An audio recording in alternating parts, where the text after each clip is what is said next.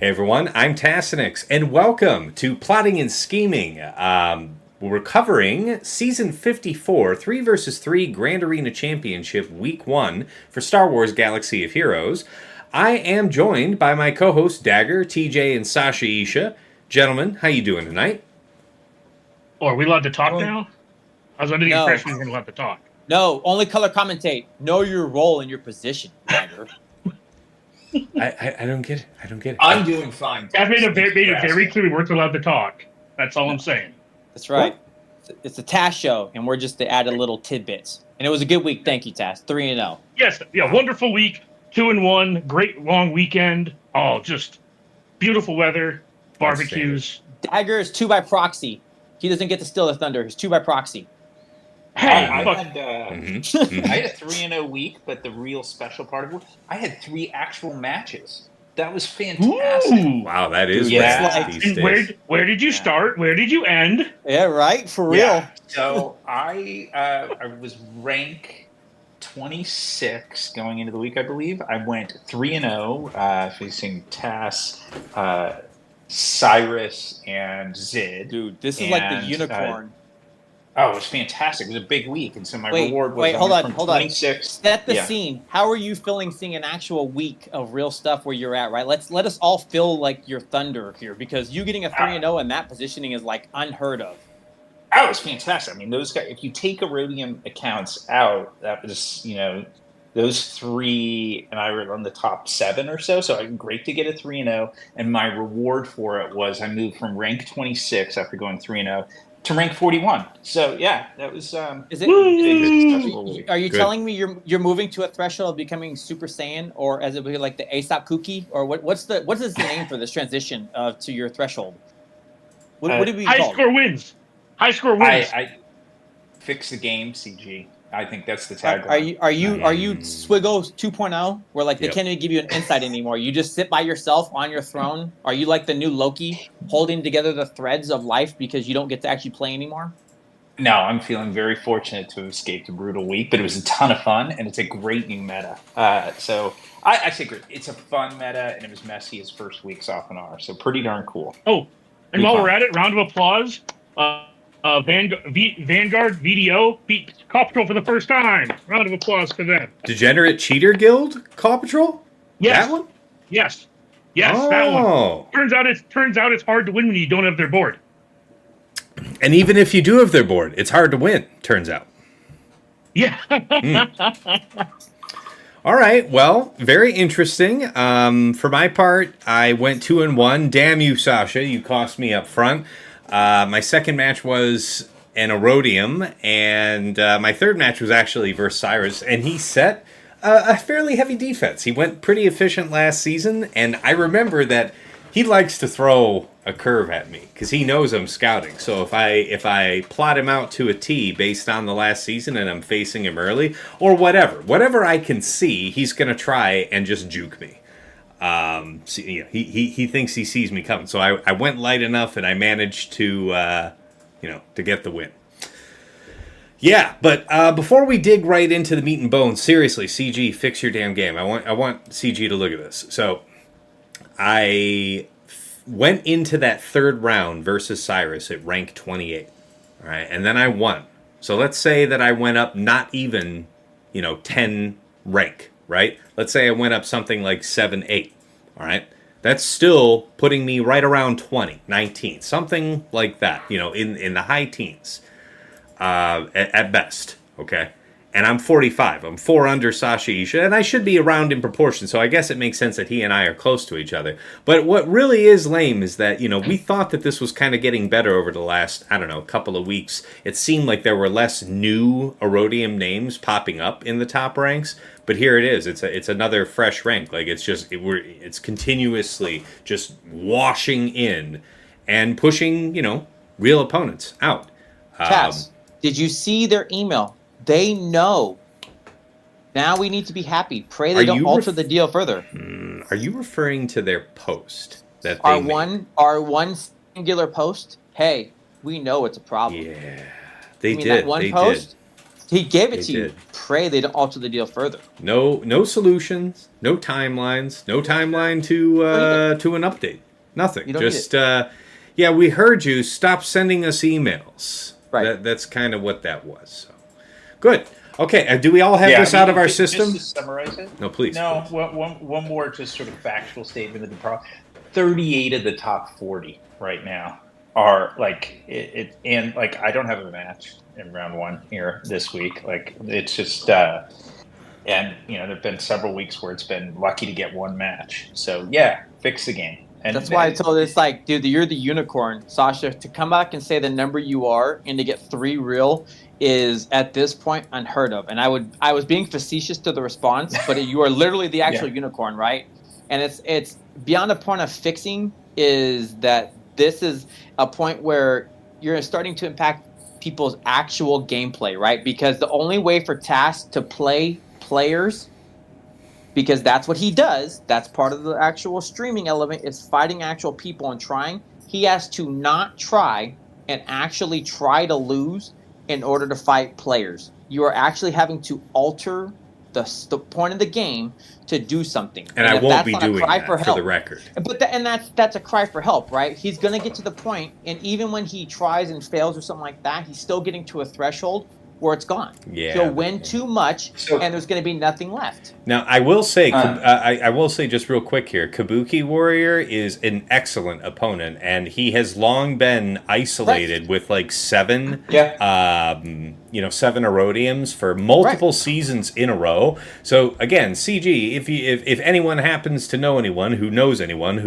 someone at CG who might be able to take the YouTube link to this, seriously, when you do get rid of this thing where all these Erodiums are here, you also have to fix the ranking. I don't know how you're going to do it, but you better, because this guy, he's an amazing opponent, but he could also lose for, I don't know, like a year maybe. How? I don't think that's mathematically accurate, but it feels like he could lose for a year and still be on top, even if you removed all of the Erodiums from the stack. We're closing in on 2 full seasons of him losing.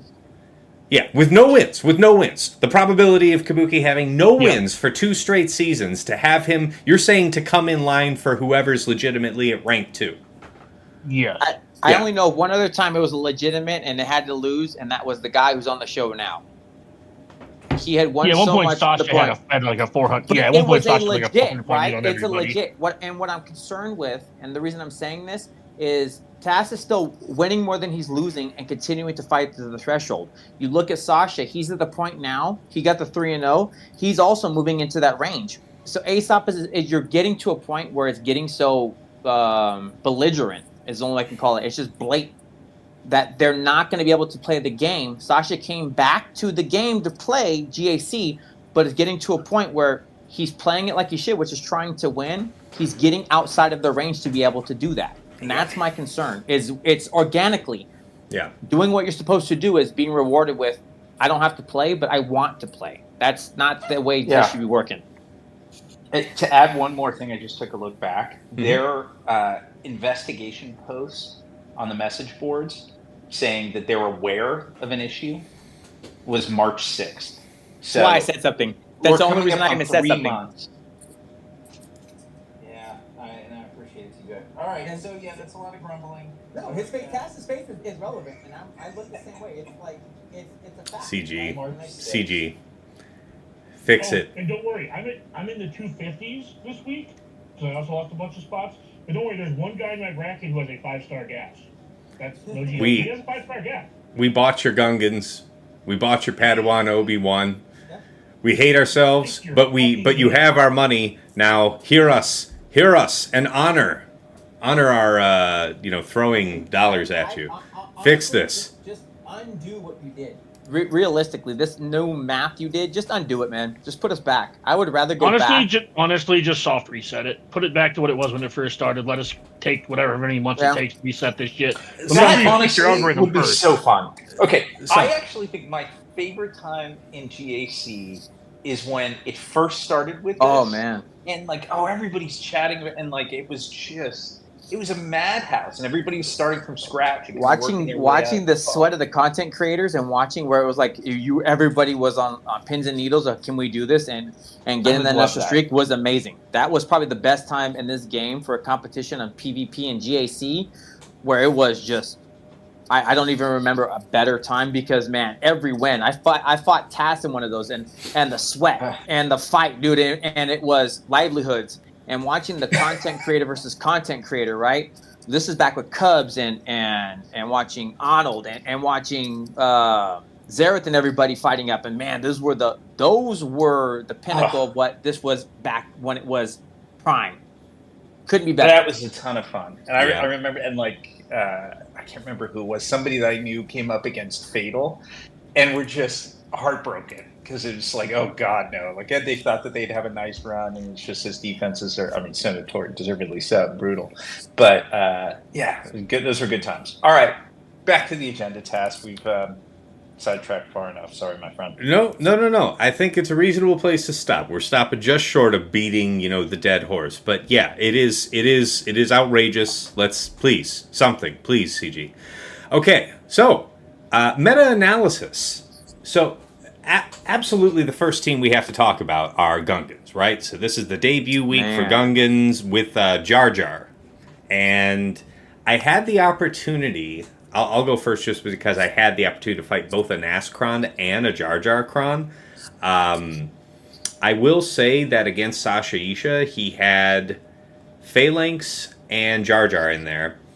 And we can see his Cron here on screen. It was 193% armor pen, 20.47% offense, and then a little bit of accuracy. Light side bulk, the Gungan shield generator level 6, boss Nas level 9. Took 3 minutes and 9 seconds, and it felt scarier than I guess it was. This was okay. And let me make sure that I've got this on screen for you guys. I'll flip this down because this was the easier of the two matchups. But I want to highlight Cyrus here as well. This one was scary. This was 4 minutes and 13 seconds, most of which was me just waiting to take a turn. Because this Jar Jar Cron, again, light side level 3, Gungan shielding level 6, and Jar Jar level 9, with 200% armor penetration and nearly 27% offense. Most of this fight was me waiting to take a turn. And this is Jar Jar and Phalanx again. So just getting ponged, and God, the amount of turns that was taken by this team. Ultimately, I was able to get through the shield generator, and that's what makes it feel desperate, is the fight gets late, and there's still a shield generator, and everybody's okay on the enemy team. But once that shield generator goes down, they just keeled right over. Both rounds, I did reserve Leia for this use. I was considering JML against this with Cyrus, and I'm glad I didn't. Not that it saved me elsewhere. But how about you, Dagger? What did you find about Gungans this week? You got any comments on what you know, what you've learned?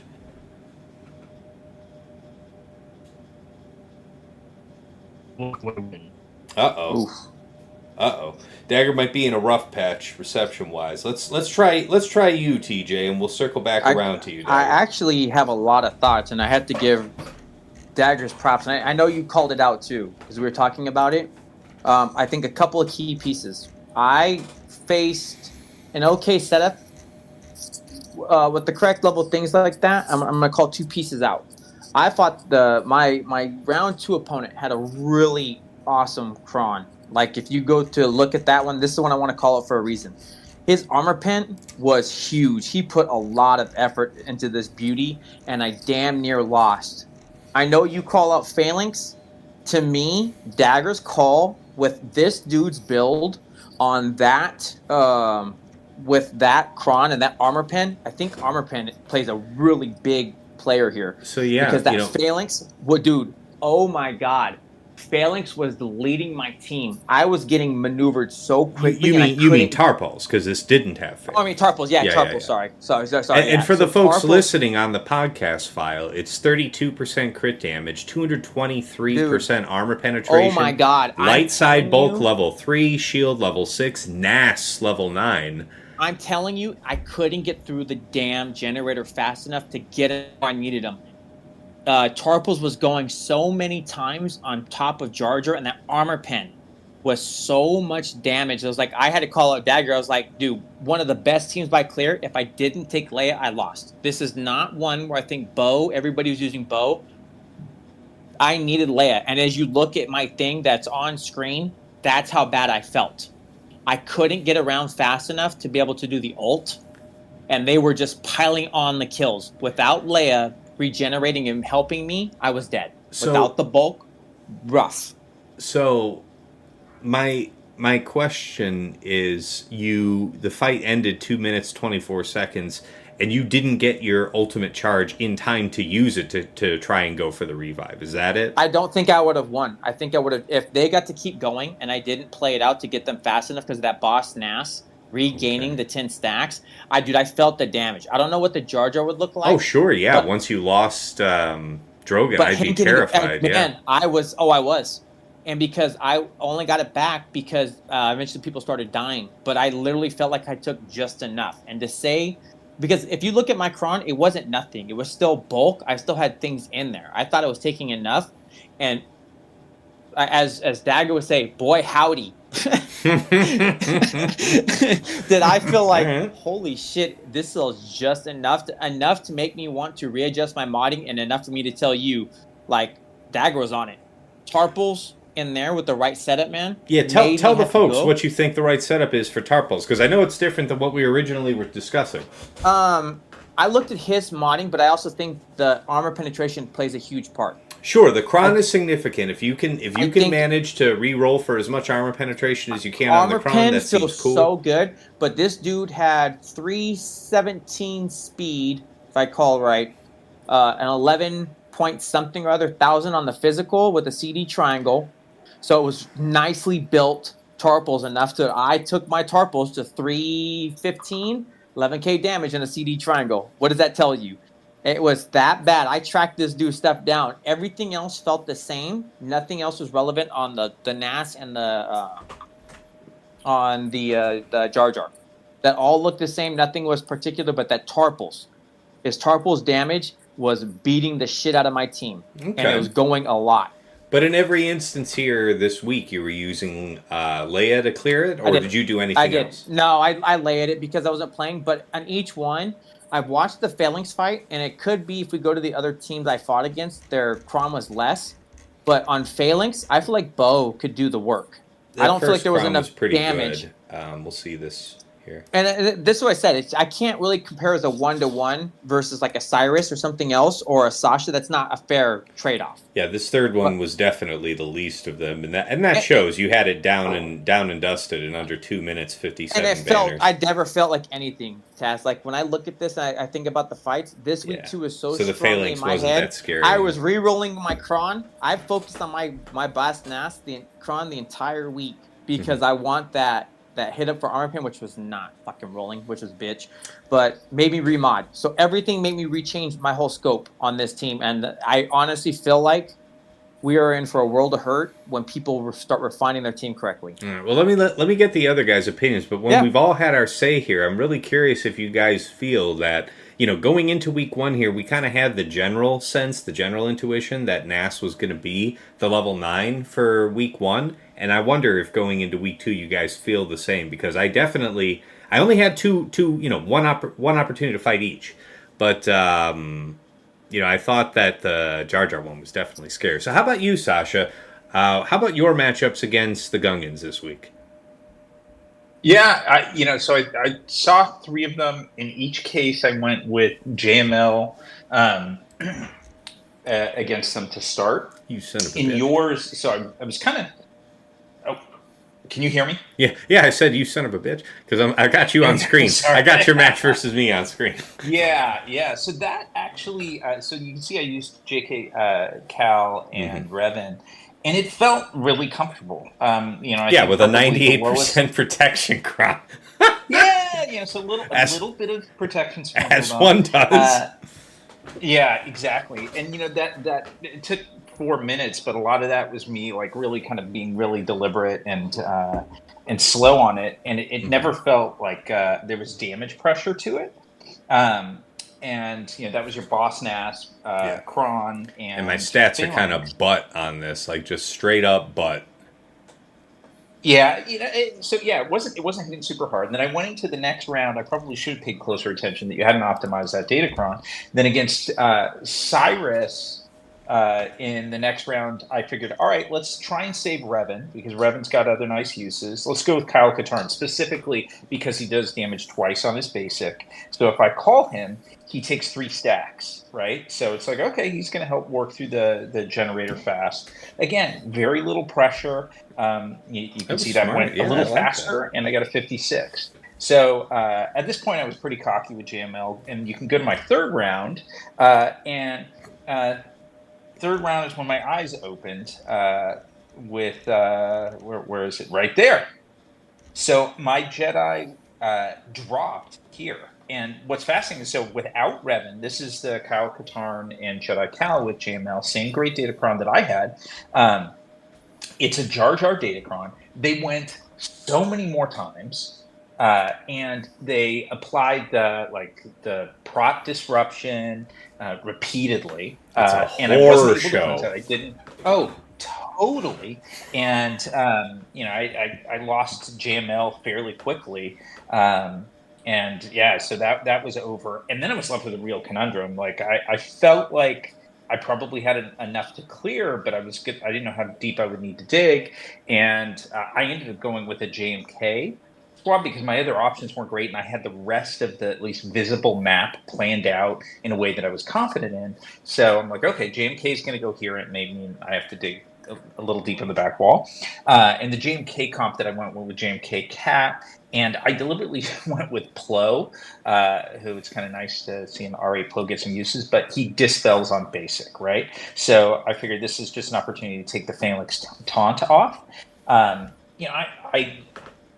had Plo die and have Savior and come back, and then was able to ultimately get the generator down and snipe Jar Jar and take him out. But even JMK didn't feel great, so I came out of that third battle with newfound respect for them. If I go with JML, I'm much more, well, for one, I'm much more wary of the Jar Jar level 9 than a Boss Nass, just because how frequently they were going. 2, if I go in with JML, I'm bringing JKR, both for the revive, but also because he can cleanse and give you turn meter. I think that would have made a difference. And then, I guess maybe hold JMK4, but I don't want to have to. So yeah, that was my experience with it. It felt rough by the end of the week. Fair, very fair. Those are interesting observations about the limitations of JML rather. JMK, man, I feel like he's gonna be stressed this week with the the Queen Amidala on deck. Yeah. All right. Well, Dagger, how about you? What say you about your matchups, or what do you know? What have you heard? Because I know you also talk with a lot more content creators than I do. The easy solution is put in Leia, hit auto, walk away. It'll work. Hit auto. That's insulting to them. But that's fair. I mean, it's gonna take a while. It is gonna take. I mean, you can get pissed off watching them take 35 turns in a row, or you can just hit the auto button and walk away. I did get pissed at them. Thank you for asking. Yeah. I was very mad. JML seems to be good against the Boss Nashcron. I think that's what Sasha was saying. The Jar Jar one tends to be a little harder for JML to deal with. Mm-hmm. It's one of the reasons why when we were chatting previously, I thought Tarpals would be good because,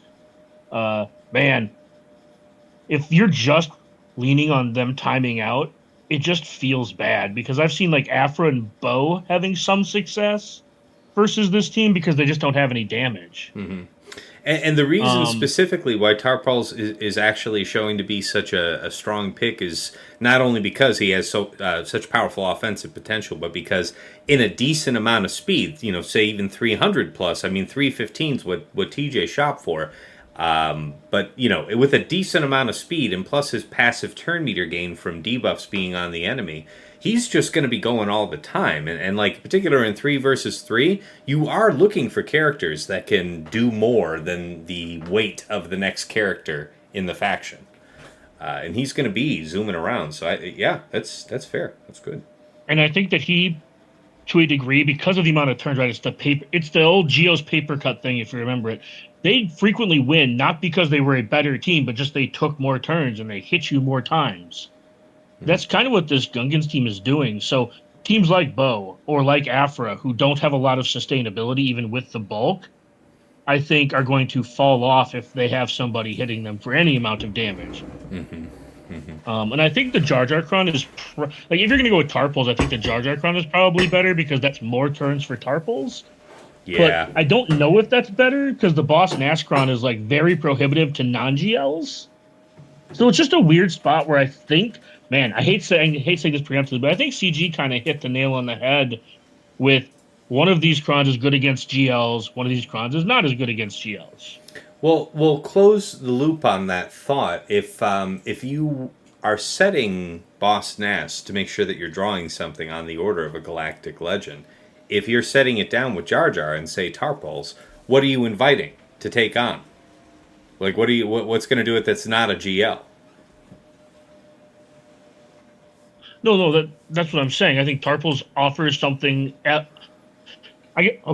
think you're saying Tarpals with the Jar Jar Kron. I'm saying you said Nass will draw a GL, but if you're saying that if you're going to set the Jar Jar Kron, what is there something that's getting permitted by that? No. I was simply saying the Jar Jar Kron makes them take more turns, which is more prohibitive when you're doing damage. So if you're going to do damage to them, you want to take more turns. If you're just trying to sustain and time them out and force them to ping pong between like all your stuff, then the Nass one's better because it respawns the shield generator, makes the fight take longer. But if you're actually doing damage to them, taking more turns is better. Because Tarpals, what happens if Tarpals kills Tarpals kills BT1? Like, what is that for doing? Waiting to revive him, hopefully. That's about it. And dying, probably. Maybe, yeah. But that's the point I'm trying to make, is I think if you're going to try Tarpals, I think you want the Jar Jar Kron because you're leaning into giving Tarpals even more turns. That's more debuffs. It's more... Jar Jar gets more turns. Yeah, I think it lends itself to... If you're doing the tank, then I think the boss Nashkron is probably better. Yeah, and I fought Cyrus, who kind of had it split, right? He had Phalanx, but with the Jar Jar Kron. And that fight took about 4 minutes, and that was my second time doing it, so I was definitely quicker about it. It's just it just took such a long time to get a turn. So I think that in terms of maximizing the number of turns your Gungans are going to take against whoever, I agree, yeah. Tarpals would probably do that the most. The nice thing about the Gungan team is there is no such thing as the enemy team taking more than 2 turns without one of your Gungans taking a turn. That's pretty hot. Guys, before we move off the Gungans real quick, did you have any final thought about, what you were going to do with the Kron for week 2 there? My experience, just having battled 2 Boss Nass, 1 Jar Jar, it was way more because I brought JML and perhaps the wrong comp, but Jar Jar seemed more menacing to me, so that's what I'm going to line up. I think so. You can tell that to my Erodium opponents. I think so too. That's right. Yeah. Woe unto they who have no GLs who will face my GLs. Yeah, I think I'm going to be doing the Jar Jar with Tarpals. Yeah, that sounds spicy. It really does. TJ, how about you? I'm on both sides right now. Oh, yeah, man. Like I said, knowing what I faced, it felt rough. Yeah. Did I rebuild my Tarpals because of it? Absolutely. So I stressed what I did to you, Tass. It's like I've got modding specs and everything else, but I pushed more into my Nass Kron. But we'll see. We'll see what it looks like. I don't know if there's a bad answer here. So you're actually going to do one that we hadn't really, specifically discussed. We discussed, the ways that we have done it or the way we're going to do it. And then Cyrus had it a third way, and you're going to do it the fourth way. with Yeah, Nascron and Tarpals. I think that's I want to see interesting. both, man. I don't know if there's a wrong. I have them both, right? So it's like it's kind of guess. I'm gonna look and see where their tendencies are right now, but I don't know where the wrong answer is right now because I dig it that. could be back to A. So it's like we'll see because I actually have legit matchups. If you scout, for those who listen, if you scout, see what they use against Gungans, set a cron that will frustrate that. I think so. That's I for think sure. what I said. Yeah. Yeah. Homework is playing a good role here. Hopefully, it should go without saying to all of you, longtime fans of Plotting and Scheming. By the way, guys, I think around it was like May 15th, something like that. May 15th, May 18th. But we hit 1 year of episodes of Plotting and Scheming, guys. Oh, it's awesome. Can you believe we've been doing this a year already? Fuck me, a year? Yeah, literally. It's been a year. I can't believe it. But we've been doing this shit show for literally a year. We've all survived. It is in fact butter. Jesus. Well, there you go. All right, so guys, also just congrats on 600 subs. well, most of that broke up, but I heard some type of congrats, so I'm going to choose to interpret that in non-ironic fashion and say thank you. He was being for real. He was talking about I said 600 subs. Yeah. No. 600 subs. Oh, 600 subs. Yeah, guys, Yes. thank you so much. Listen, my latest little series on mod guides for individual characters has really taken off. I mean, I know Dagger had pushed me to do that a long time ago. Others had pushed me too, but it wasn't the right time and I didn't have the right vision. And it came to me at one particular moment, and I just got started because that is definitely me to a T. I let the perfect get in the way of the good all of the time. So just getting started in a way that I actually could see was important, and folks are eating it up. I'm trying to keep the videos about 15 minutes. A couple of them have run up about 20, but in general, that has been the primary driver, like 100 subs in less than a month. For a channel that's been around for a couple of years to get to up to 500, to get 100 subs in about a month's time or less, wow, thank you guys so much. So appreciate the support from the community, and yes, thank you, Dagger, for pointing that out. All right, guys, we're a decent way into the show here, and I don't want to chew up too much of your time. Do you think there's any other one major match that we can just talk about as a group real quick, a matchup that you think's really important to highlight, or are we good with the Gungans and everything else was pretty cool pretty germane to the last season? Like any other wild cards? Dagger called it perfectly, and I think the other one to really talk about is Reba. I really feel like that's another monster. Yeah, Padme, I guess, is worth covering too. Yeah, it's, right in front of them. But I thought that'd be later on. So I want to say, if we're talking. Oh, no. Meta matchups. No. This is the time. We're talking about the things that define the meta of this week. No, I'm not tweeting about. Oh, yeah, no, you're just entirely butchered right now, my dude. I'm only looking at the other one. So for me, it was just talking about Dagger brought up Reva, and I think it's a really good call out that Reva holds a special place right now. That she's a bad woman. Yeah, with the Inquisitor's crown back on deck, she's certainly a threat. What do you? So I know that I lost my side tunes using Malgus, and Malgus himself got the job done. I wonder if you guys had any different experience. What do you think that Reva does differently, either on defense or on offense? So, for me, and it looks like Sasha and I are on the same page. And I'm going to say I would love to see what Sasha's cron stat is. I'm being very specific when I say this. Malgus, in what I'm doing with my build, has felt to work regardless of what I face. Each time I'm doing it, but my cron is the Sith taunt. It's the Sith bypass taunt, and it has a huge pool of health built in. And I'm going to say, if I had to guess, Sasha's going to be in the same boat, but it really requires a build on your cron. That felt very specific. That each one, it gets kind of close as you're playing the fight, but what it is you're basically given the time, they're going to do their BS, and you'll be able to withhold because of the cron build. And then you go in, take out the sides, and now you're doing like a 3 to 4 minute dance with Reva. And that's what I'm doing. And you have to massage the fight. It is not the normal, like, blast through it and it's all like the BS. No, you're playing and dancing with her. You're trying to keep the taunts up as it's going because she's just going to blast off. What she did in my damn round 3, she cut my damn Darth Revan at the right time, and there went Darth Revan. I see that. In all 3 rounds, you went full whole hog on this Malgus, Malik, and DR. I don't play with it. I don't. I think you need the DR with the disruption, and you just need to take the risk that he might go.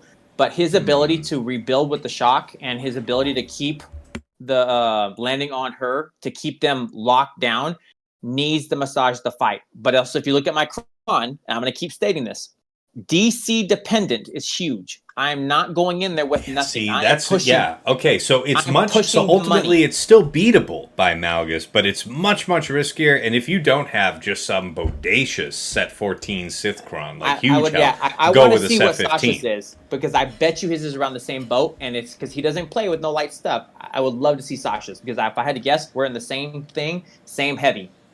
Yeah, I'm in there with you, TJ. I like the Malgus option. It is bloody, so I kind of go in, I realize there's a good shot I'll lose my sides, but it's got to be that level 6 Sith Kron, where if they're debuffed, you can ignore taunt.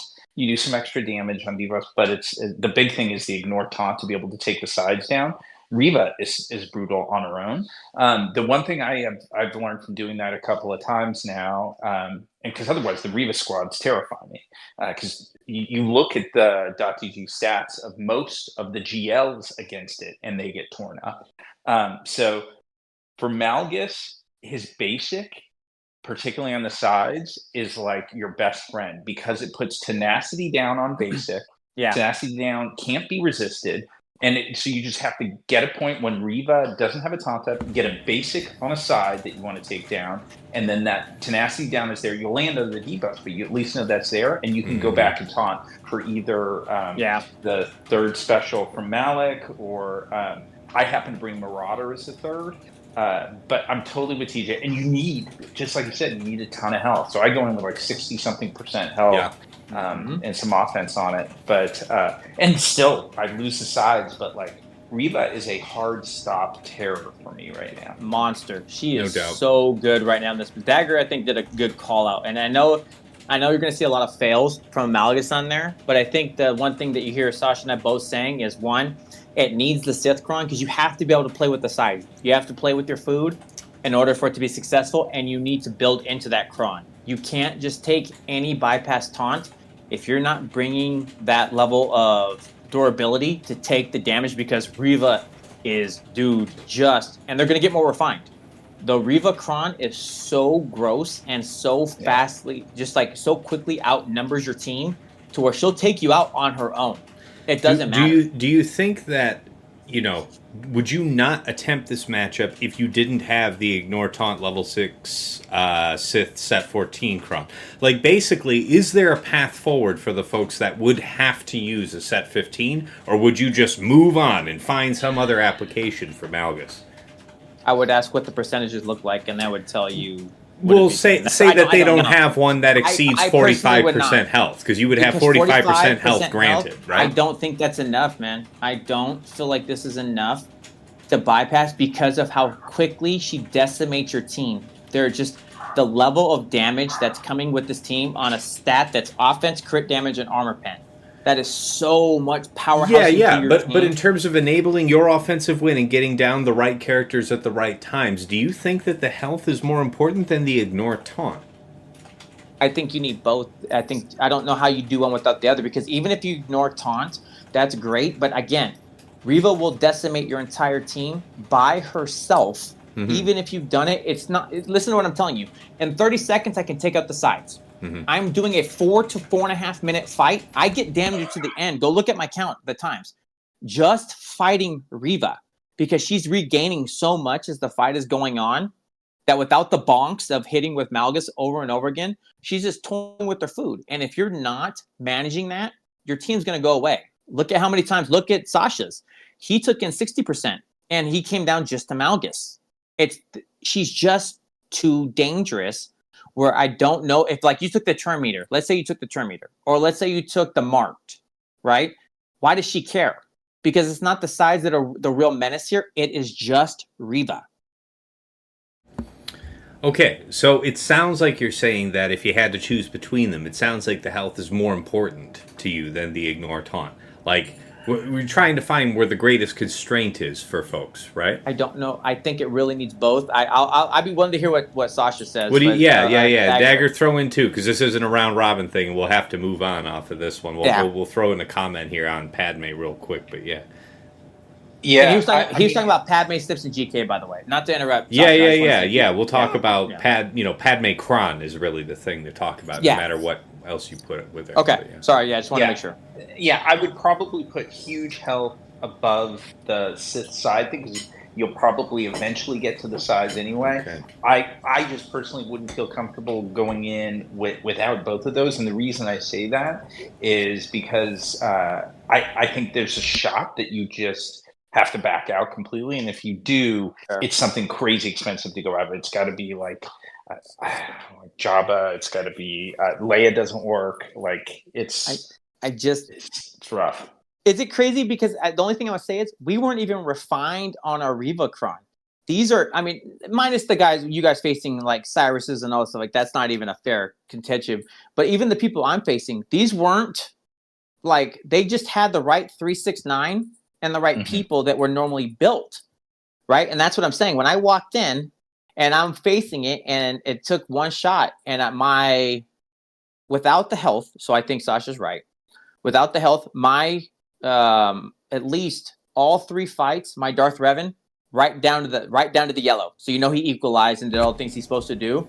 My Malgus taken down to the yellow and the red, and when it's just down to Reva, what do you take? Because you can't pull it at the back. You can put a shock on her, but it's just like those pieces where it's like, man, my people are getting hurt, and you're just massaging the fight. You're just walking in knowing, okay, she's going to do this, and then you watch her, you get her health down almost all the way, and then she pops right back almost to full health again. So I guess, and it just keeps on going, man. That's why I said it's a 4-minute Reva fight. It is nuts how crazy this is. Okay. All right. Dagger, anything you had to add on this one? I think Dagger might have had to drop because he said he was. Oh no, he's here. Okay. No, just I don't have that level 6, so I've been. So you've been breaking up, is what you've been doing. He said he doesn't have the level 6. Yeah. So he hasn't been something. So I've been struggling. Yeah. No doubt. Yeah. All right, guys, let's move on here in a moment, but before we do that, Padme, Snips, GK, that's probably the most common form that we would have seen this week of the Padme Kron.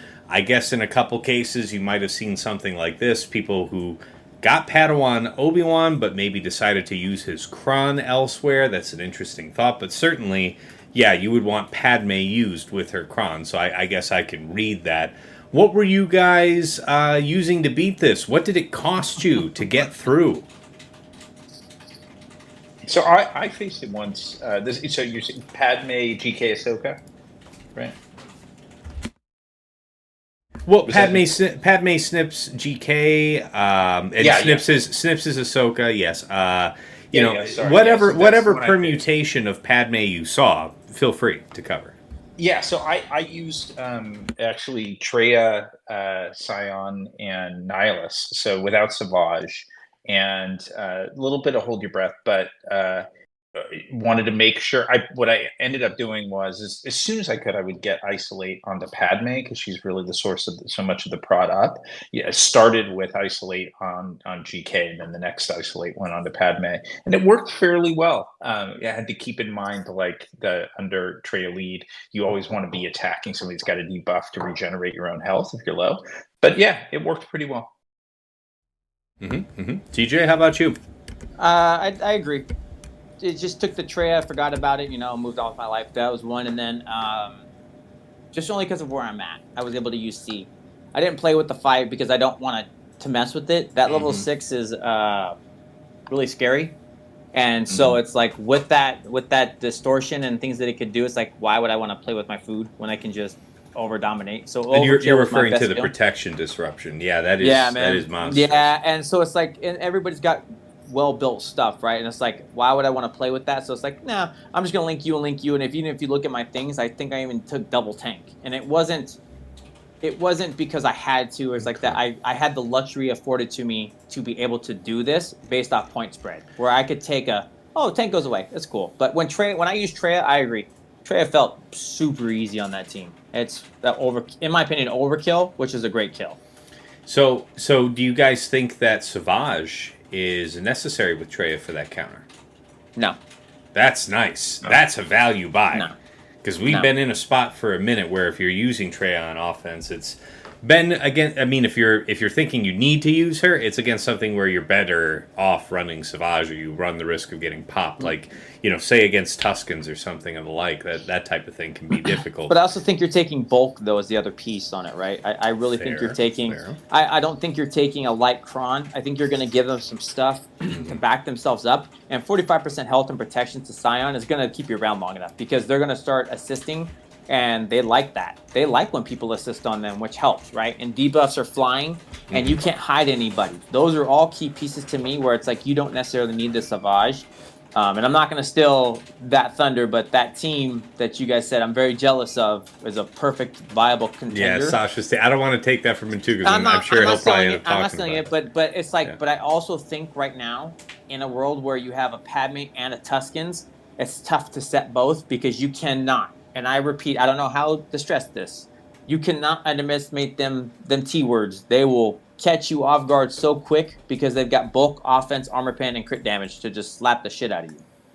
Very fair. Okay. All right. Dagger, I don't know if you had any other comments or notes. I know you're driving and doing like voice to text, whatever, to get notes to us, but I don't know if you had anything you wanted to throw in on Padme. Otherwise, we're just going to go ahead and move to the next segment here. So, offensive gambles. Guys, we've really done a good job covering, I think, the couple of new matchups for this week that we really could have gone in on depth. So, let's talk about just our one favorite attack for this week. Dagger, we'll come around to you last, so hopefully you can get the note in by then. Let's pong right back off you, TJ. Your favorite attack of the week. Sid. I'm going to call it figuring out where I get to play Sid if possible.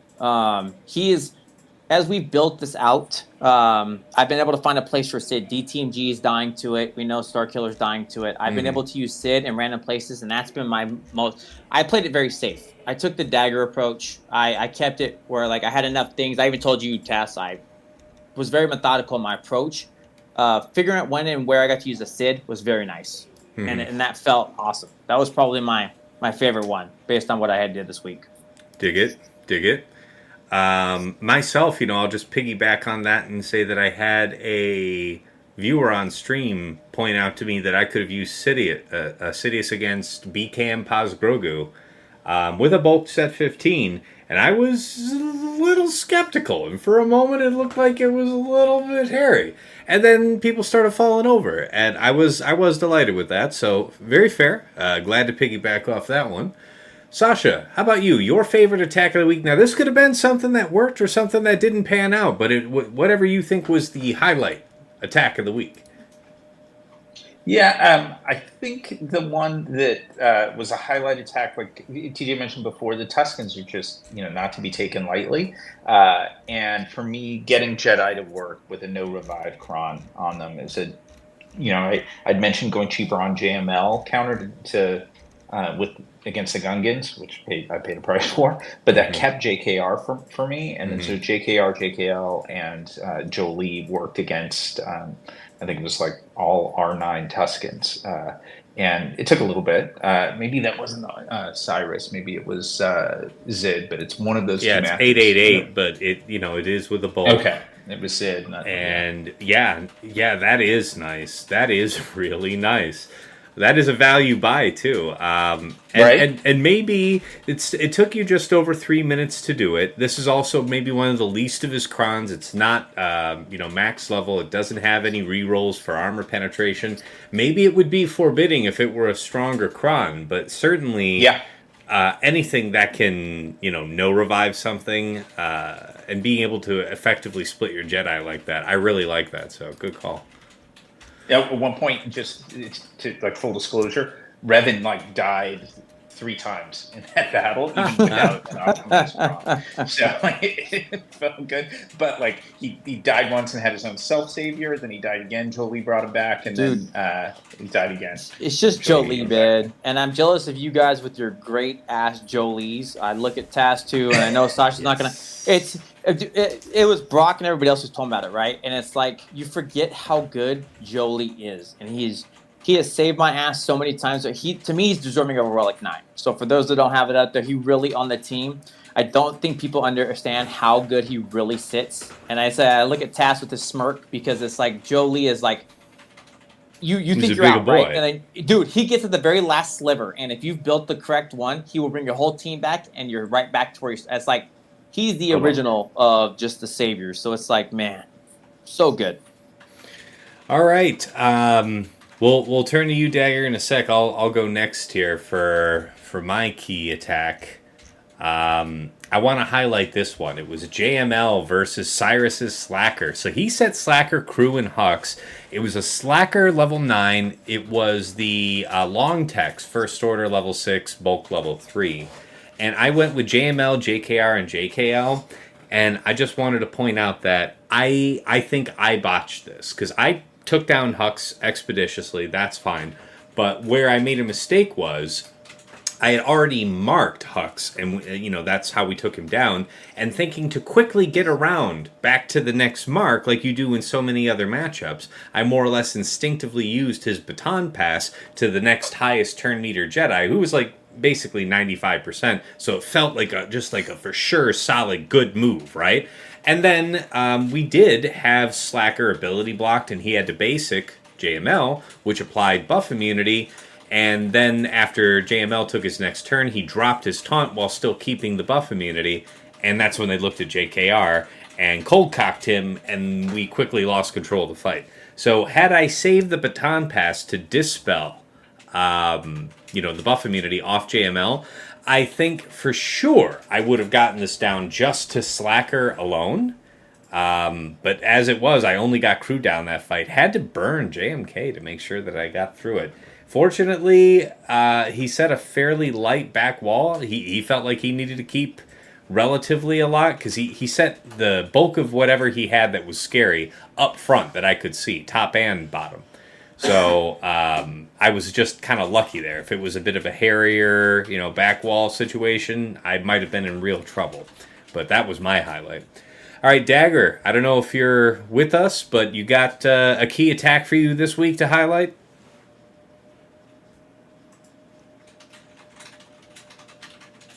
Dagger.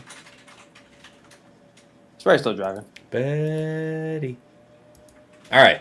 We'll assume he's tied up. Maybe he'll be back in time for the wrap-up, and we'll try and get his notes in then. Next segment, gentlemen, Standout Defense, your favorite single defense of this week.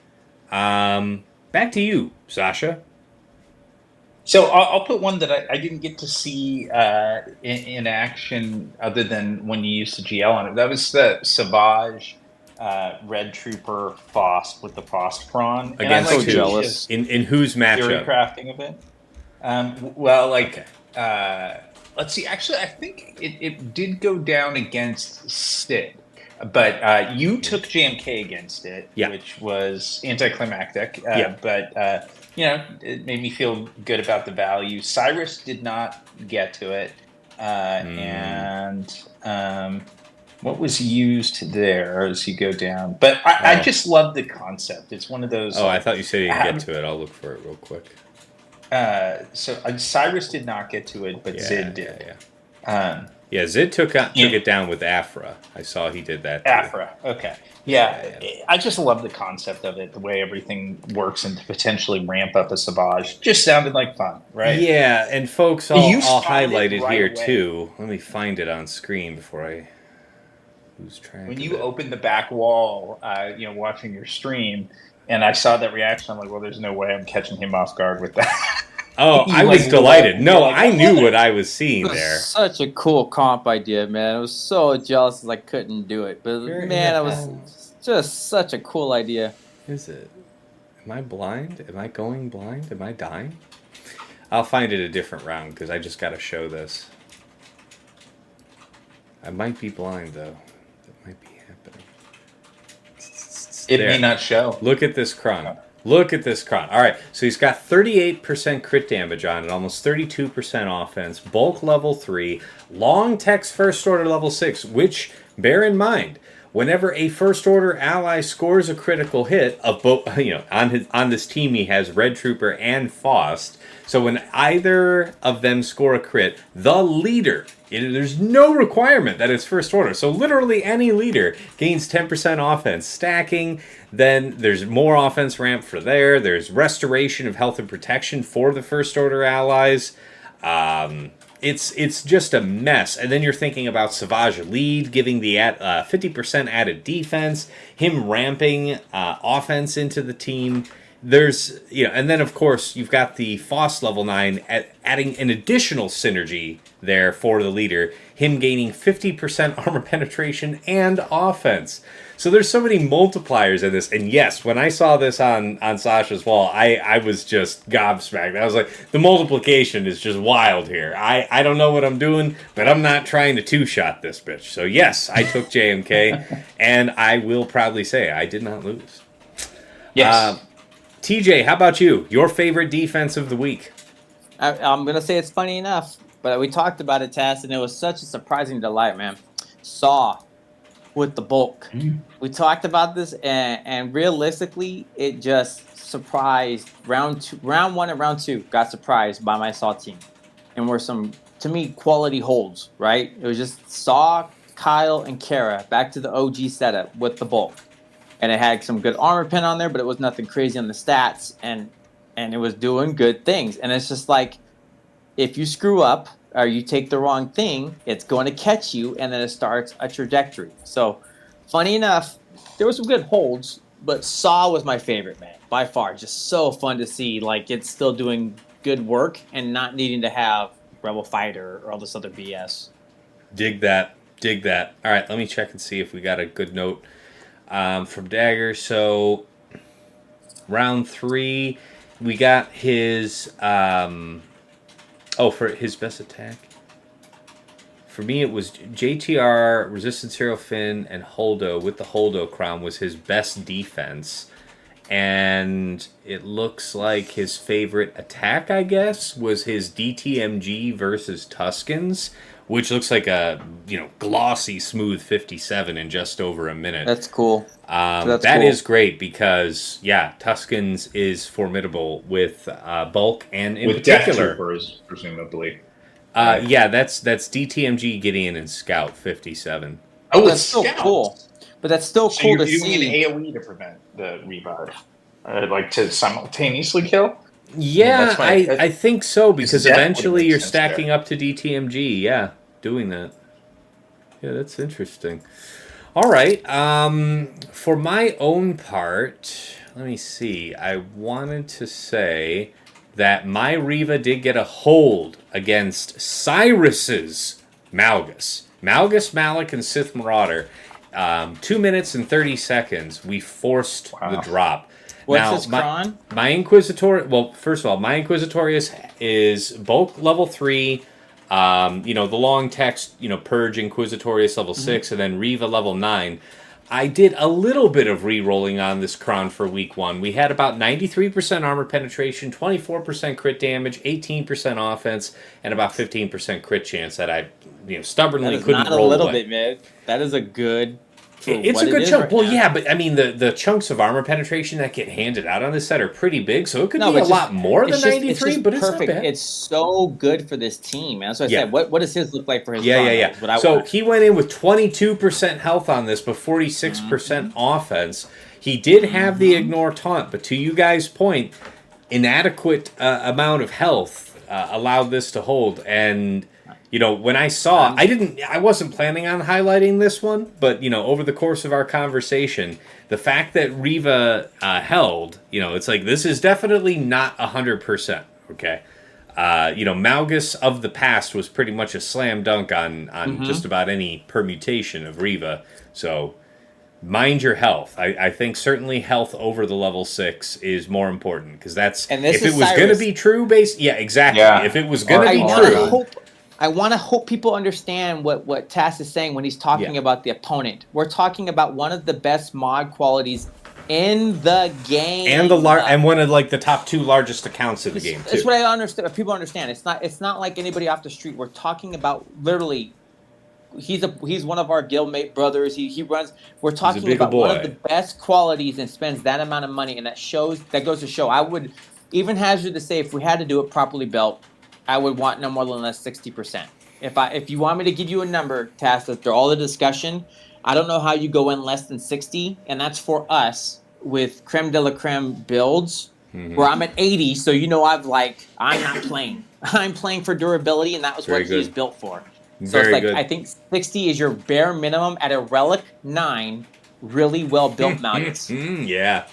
Yeah, because the danger is one other thing it's like a Malgus kit thing for people to remember in playing that fight. He stacks his health if he attacks twice on his basic, which is a 50-50 shot to do 100% if they're just out there. So using Malgus basics, I mentioned it for tenacity down, but it's also just great for stacking his health. So, does Malgus basic apply tenacity down? I thought it was Malik basic. Malik is tenacity down. Malgus's basic, you're right, is the health stack. Right. Okay. Yeah. Very fair. Well, it's like, but you're building him up to get there, and it gets scary. I even had my Malgus in one of the fights. I want to say Dart. My round 2 was better quality, right? Like how he had it set up. My round 2, I had my Malgus in the yellow. We're not playing with where that's with my Kron, and I still was able to pull it back. So it's just like fighting like a Task or something like that, man. You can't come in with bullshit. It's just there's just that much. Come correct. All right, now honorable mention just off the cuff real quick here about Tuskens. Again, I have just a level, not level 9, but it's got about 100% armor penetration, so that ain't nothing, to be sure. Bulk level 3, and it did hold against Sidious, and it held a couple times. I think it held against Sasha. I forget exactly what he used. I forget what he said. I used Sid on yours. So he used Sid too. And so you both dropped. Okay, nice. Yeah, honorable mention out to Tuskens, man. Just still holding the line out there. I told doing you. It big. So I told you, it's like I can't set the cool team that was so cool when I saw it on your stream. I'm like, that Savage looks cool. And it's like, are they going to set Tuskens? It's like, everybody's going to set Tuskens. Everybody's going to set Bulk. Right. You do not disrespect Tuskens. If you try to disrespect them, they disrespect you back. Very good. All right, guys. It's time to get about wrapping up this show. Takeaways and final thoughts. So I know that we wanted to speak on Queen Amidala here. Why don't we do that now, and then we'll say that as a discussion point here real quick, and then we'll do our final thought to leave for the people. Let's not spend a lot of time here though, because there isn't too much to say without giving away anything that's sauce. But as far as Queen Amidala for me for this next week, certainly on defense. That's the usual script with the new teams that don't immediately appear unviable on defense. I do have the Padawan Datacron and Padawan Obi-Wan. And I also do have Master Qui-Gon to boot, so all three are set up. I intend to have them basically bottom front the entirety of this week. And if I choose to fight it, or rather if I do fight it, it's going to be, I'm thinking I'm reserving something of the like of Riva or better. So like Riva with the Kron, or basically a Galactic Legend to deal with it. We're showing maximum respect because this team is grotesque. So how about you guys? Just free discussion. We don't have. I don't want to round robin it because it'll take too long. But no, you're good. I think it's going to be. I think it's going to be really beastie. I'm certainly. It's interesting. It doesn't come with a pre-taunt. I do think speeds of some of the squad are going to be important. Doesn't it come with a pre-taunt if you have the unique Omicron applied? Like you get a free decoy off rip. It's the Omis. Yeah. Yeah. So only in Grand Arena for sure. But yes, if you spring for that unique Omicron, you do get a pre-taunt. Yeah, Yeah, and she's gonna be I guess the monstrous. last thing that I'll say is I think that the damage potential with and this goes back to the frustration we all expressed when CG came out with this of that special Datacron for Padawan Obi-Wan. I think the damage he's going to do with the amount of assists and he stacks damage with I think it's with the protection up stress sustain. I think there are going to be some insane numbers that pop up here if he's not managed. So that's what I'm looking forward to watching. Very fair. Anything from you, TJ? I'm gonna keep it quick because I know we talked about it, and I was like, we had a good point, and I think it's everybody's gonna agree on what you're gonna do for Amidala. I think turn order is also gonna be correct that you definitely want the Qui-Gon Jinn to go before everybody else, and he's naturally built to be that fast. The one that Dagger brought up is interesting, where he is the real question mark. We all know how we're gonna build her. We all know how we're gonna build POW, whatever you want to call him. But Qui-Gon has two ways to go about it, and that's what I'm trying one, but Dagger brought up a great point. I'm going quick and healthy and stacking. And I thought that's fast, right? That's a great, this is going to be disruption. Dagger brought up a point of building him with the offensive setup. Turn order being correct, but high damage offense. I checked his special. I can get him to 13 without even really trying. That dude's going to slap, and there's built in, so just keep that in mind. What I want to see this week is what's the right answer with the cron build. Let me see about this because I wonder if we're reading that ability correctly. Okay, like it's let's see, it does damage 4192 plus minus 0. That doesn't seem like a lot. Anyway, like it says deal special damage based on. So based on is the language that we see for General Grievous, right? This means like instead of, right? So deal special damage based on 5% of his max health plus 2% per stack of Queen's protection to all enemies.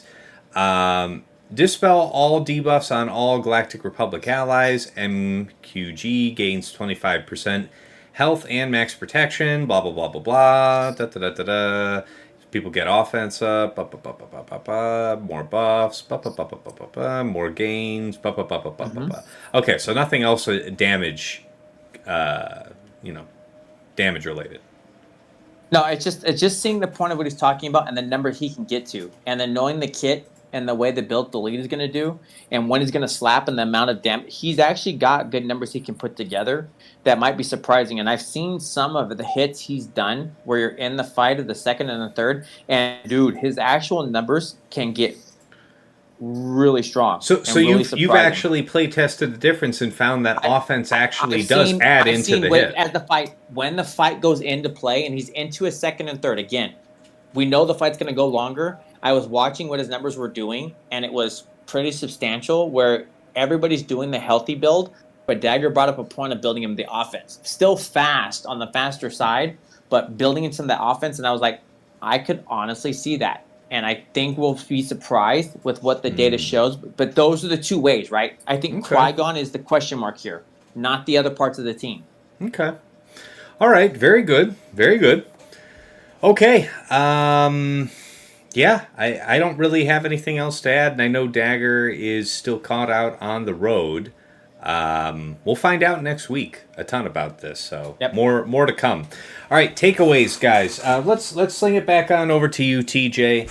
To wrap us up here, your last thought for the people. What's the last note to leave them? And you really need to stand your homework this season. I think it's awesome with this new set. Defense is back. I think we've all talked about it where it felt kind of off. And right now, since the slappies are back, just homework is a key thing. And each fight is a slog fest. For the real fights, not again to throw any shade, but it's like when you're actually doing a fight, every fight for me was 2 to 3 hours because it's real damage going in. And nobody has doubt. And nobody has all these things anymore. So, and now we have Padme. I'm excited, man. All right. Very good. Sasha, how about you? Your last thoughts for the people. I guess it's a little bit like I'm kind of curious to see with Gungans this week that now that people are starting to nail down or maybe getting comfortable, as we mentioned, maybe it's a false comfort with their ability to counter, and people maybe starting to think less for them on D. Are people going to do some really cool stuff with them on offense? That's what I'm curious to see too, because I think there's some potential with it, and I'll be curious if we see that in the next week. for sure. For my own part, I guess it's somewhat related. The idea is pay attention to where you drop this week. The advantage of fighting in week 1 is everybody's. Week 1 of 3v3 with a new Datacron set is chaos for everybody. Nobody knows what they're really doing, and you're taking the best guess you can and letting the chips fall where they may. Week 2, people are refined. They've had this time to tweak their Datacrons, build up even more of them, learn from their mistakes. So for you folks, if you dropped like I did, I dropped maybe 1-2 attacks for the rounds where I did, like not more than 2 attacks. So I have to think about, with Queen Amidala coming into play, I have to probably pull a couple strong teams off of defense to compensate and rotate something else in so I can cover for the type of error that I was making against last week's defense, but also, not be caught off guard against whatever I'm facing with improved crons and Queen Amidala.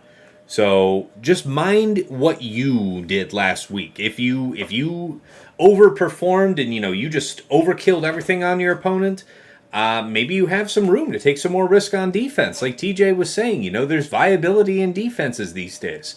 But if you caught yourself out a little bit, just even a little bit, it would be much worse if you faced the same situation now here in week 2, if you were caught off. So, Dagger, I see that you managed to join back here with us. We're just at the takeaways and final thoughts. We did have our couple thoughts here on Padme. If you wanted to throw in any throwaway comment you had on Padme, and then share your final thought with the people. I don't know if I'm coming through, but you are. I mean, if you have any doubt what to use it for, put her bottom front, make her your opponent's problem. I'm sure they already covered some of the modding tricks, health primaries all around on these assholes. Yeah, and TJ stumped for you momentarily about the question about whether or not there's value in putting offense modding on Master Qui-Gon. Oh, no, I like health, because this one special does max health, plus you want to keep them alive as long as possible using the TM engine.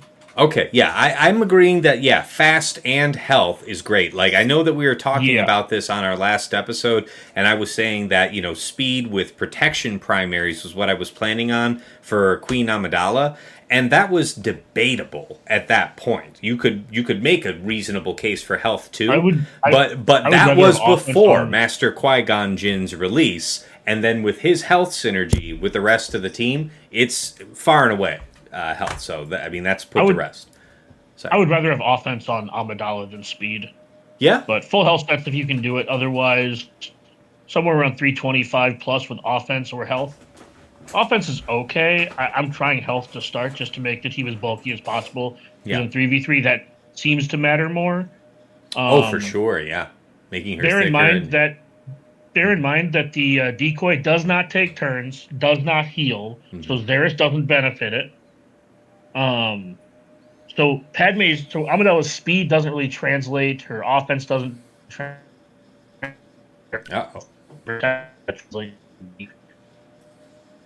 It went good for a bit. We were good for a moment. Starting to lose you there, buddy.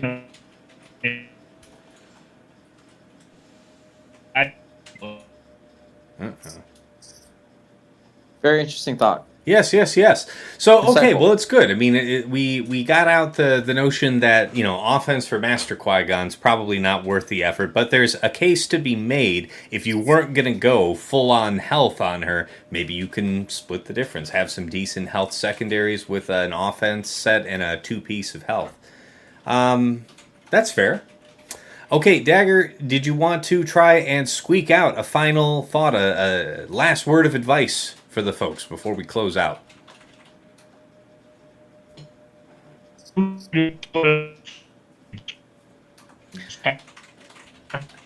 And I think that discombobulated garble is something that we can all stand by. I would stand on that till my dying day.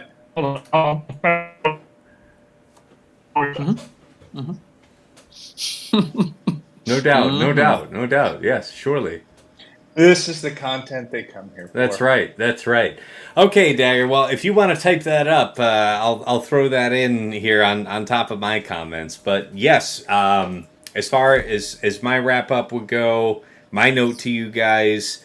No, wait, I already did mine. Just be careful. Mind yourself. Mind your mistakes, and make sure that you're covered for offense. Don't get caught lacking in week 2. That was it from me. All right, let's go ahead and get ready to wrap up. First and foremost, thank you to you guys for making the time. I know we went a little longer than I planned, but it was good content, and appreciate yous. So, yeah, if you want to catch me live, see me on twitch.tv/Tassinix. Links for all my stuff are going to be in the description of this video, also in my channel description. If you enjoyed this video, please give it a like. And if you want to see more Swugger-related content here, give me a subscribe and you'll be notified when it pops up. I do have a video that I made with Aesop Rock, one of the very best GAC players in the world. We have videos up right now for set 14 and set 15, both active Datacron sets. Check those out. I did start that new series on mod guides for individual characters. Really appreciate you guys' warm feedback on that. Thank you so much. That is also, coming out. I'm trying to have something come out every day on YouTube now. That's kind of my personal goal going forward, is to have things scheduled out such that you guys get something every day from me. But anyways, that's where to find all that. And yeah, if you like the cut of our jib here at Tassinix Gaming, you like the show, you want to support what we're about, you got to check out the Patreon. Check out patreon.com/Tassinix. For any upwardly mobile GAC player, there is something of interest to you. At the $5 tier, you get your foot in the door at VIP access. You get early access to plotting and scheming. We'll record this here usually on Tuesday, so I have this available Wednesday morning for patrons, and general release for the public gets it on Friday.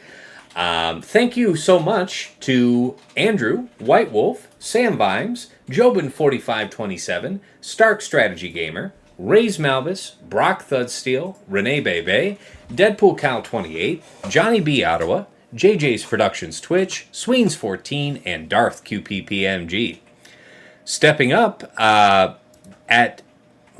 turn on now. At VIP Access Plus, now we're starting to get into the bot bundles. So you get a bundled membership to my Patreon and to OmegaBot Patreon. If you're a fan of watching my streams, at the start, I always go over an OmegaBot report on my opponent because it gives such a strong sense at a glance of what my opponent's about, offensively and defensively.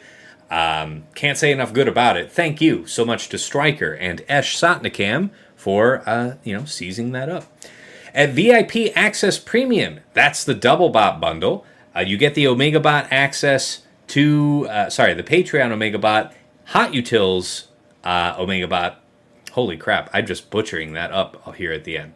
You get 3 things at VIP Access Premium. Patreon access to me, Patreon access to OmegaBot, and Patreon access to Hot Utils, which is the premier tool for mod management, mass loadout movement, amazing tool for TW as well. Also helps me a little bit in my GAC scouting. Thank you so much to Quig, Ibanez, Sir Boss, and Trevor Boy Gaming. And last but never least, at the top of the heap is Nomad's Reaper, Injester's Club Elite, by far my craziest supporter here over the years, has basically satchel carried us to the highest hype trains I have ever seen for a Swugga player, at least.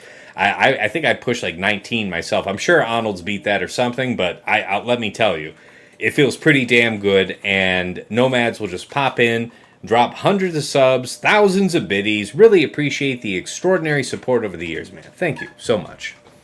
To our special thanks, Yoda Force, one of my original supporters, bought me the mic I'm speaking to you on. He has long since quit the game, but we wish him well on the other side.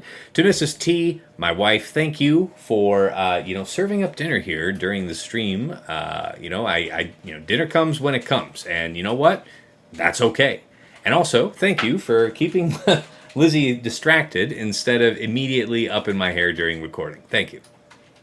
All right, to Dagger, TJ, and Sasha Isha, again, thank you, the 3 is, for making time out of your very busy, family, work schedules. Sometimes we have a guest and it's even harder to coordinate, but somehow we still get it done. So really appreciate it. Couldn't do the show without you. Thank you. All right, guys. We're wrapping up here on week 1. We're hours away. We're in the defense setting period for round 1 of week 2. It's going to be a great week. I'll see you guys on stream. Until next time. Hold on. Dagger gave it thought. Hold on. Dagger gave a thought? Oh, he did? He Oh, let's get it. He wanted to tag it out. He's going from a different perspective. Let's get Tass a better hat so we can all be happier. Yeah. Never want to call that out. Help this man. Help us help him. Get him a hat, guys. He needs something different. Clearly, the baseball cap doesn't work for him. It doesn't function with his face very well. Let's get him something different, guys. What if I put it on an angle? Will that help you? You dunce cap would be fine. When we make a two-piece, okay. we do so get dunce cap. sideways hat isn't doing it for you, though. Let's get it. But to Dagger's point, I would never want him to not get his final thought in. Very good. Very good. All right. Well, I'm glad we got that in, Dagger. I almost did you wrong then. But until next time, folks, it's been real. It's been awesome. It has been real awesome. Take care.